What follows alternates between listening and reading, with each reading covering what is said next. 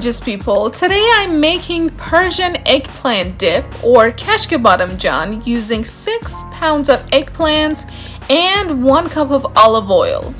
Peel your eggplants and slice them in a longitudinal fashion. Later, you want to soak them in 8 to 12 cups of water that contains 2 tablespoons of sea salt. This process will get rid of the bitter taste of eggplants.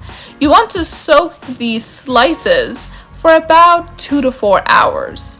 Next, get rid of the water and try to dry the surface of your eggplant slices using a towel. Once that process is over, you want to shallow fry your eggplant slices using olive oil or any vegetable oil on medium-low heat.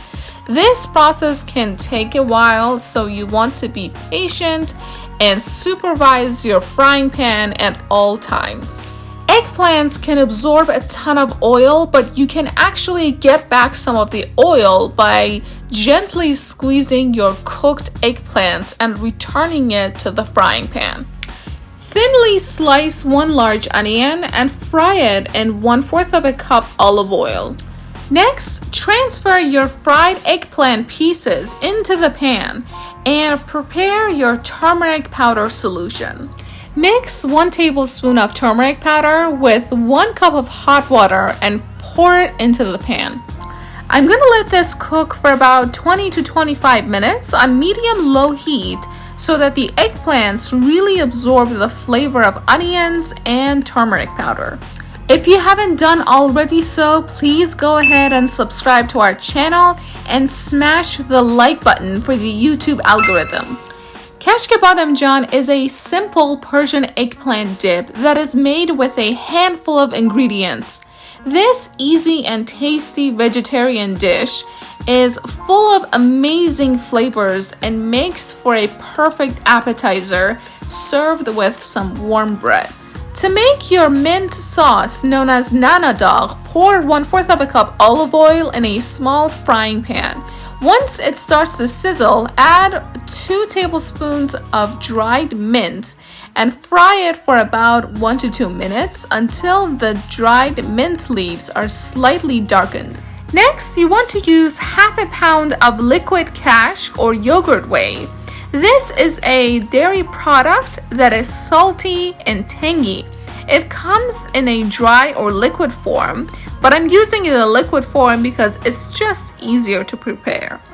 You can find this online or in Persian/Middle Eastern shops. Pour 1/2 pound of liquid yogurt whey into a small saucepan and add 1 cup of hot water. You want to let this cook for about 10 minutes on medium-high heat while stirring it. You expect this to become somewhat thickened so that it has a consistency that's somewhat lighter than yogurt. We're now finished with the cooking process, which means it's time to serve this amazing, delicious meal.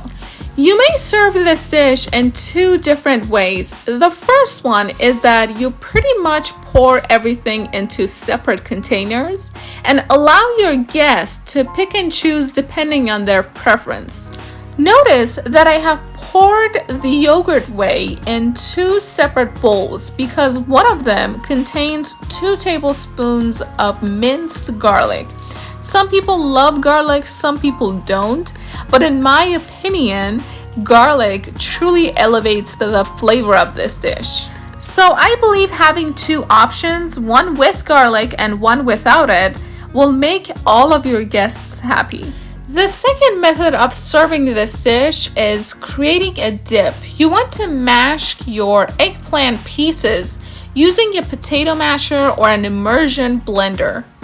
By adding some yogurt whey and mint sauce, you can create this incredible eggplant dip that can be served with any kind of bread or tortilla chips. Notice that we didn't add any salt during the cooking process because the yogurt whey is actually pretty salty and sour, so there's absolutely no need to add any salt to this dish. Every time I create this dip, people are in awe of the flavor.